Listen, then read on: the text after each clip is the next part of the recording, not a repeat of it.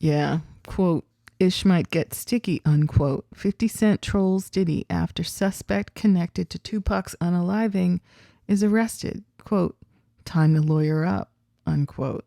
50 Cent got at Diddy this week after the suspect connected to the unaliving of Tupac Shakur got himself arrested. In a surprising development to come after Dwayne Keith Keffe D. Davis was arrested and charged with first-degree unaliving last month in connection to Tupac's September 1996 unaliving, 50 Cent stepped to Diddy from the safety of Instagram. He don't want it. He just wants to play like it on the internet. Quote, damn, so Pac got lined up by Brother Love, unquote, 50 Cent wrote on Monday morning. Quote, LOL, time to lawyer up.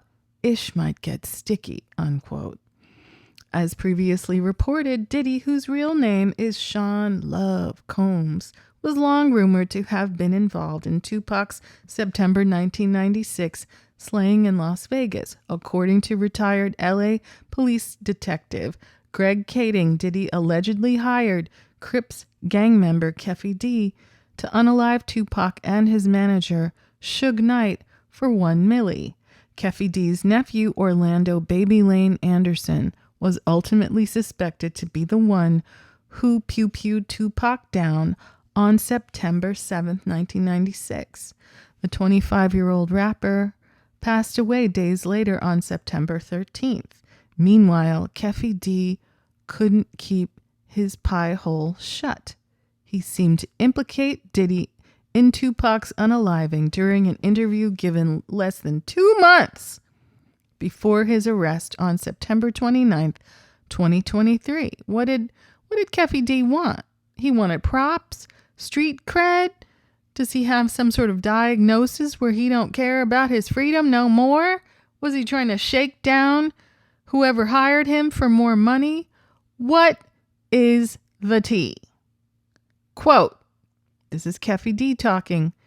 If I wouldn't have ever met Diddy, I wouldn't have ever been involved in this BS, Keffe D said in August. Quote, I would have never met the brother. I never would have been involved in this bull-ish. Quote, it really crashed two people's empires in one night, Keffe D continued. Mine's for show. Suge's too. Diddy the only one still balling. And he made our ish go down, man. Unquote. Keffe D also detailed the night Tupac was unalived in another interview in 2021. According to Keffe D, he was in the car with Anderson when Anderson pew-pewed at Tupac and Sugeknight on September 7th, 1996 in Las Vegas. Quote, we just pulled up to the stoplight. They were making a right and there were about 17 cars, Keffe D said at the time. We just pulled up in the gutter lane and seen they ass. And that first pew-pew hit Sugeknight in the head. I thought he was unalive.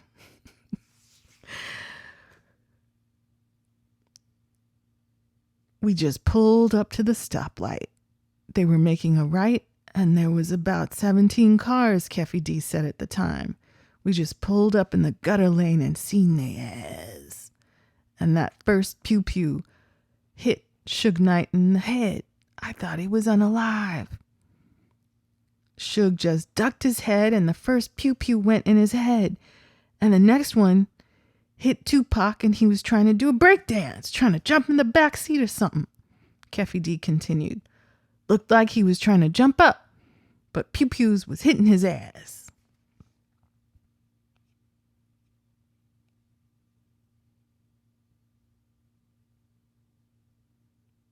As reported, Las Vegas police arrested Keffe D on September 29th, just more than 27 years after Tupac was fatally unalived on September 7, 1996.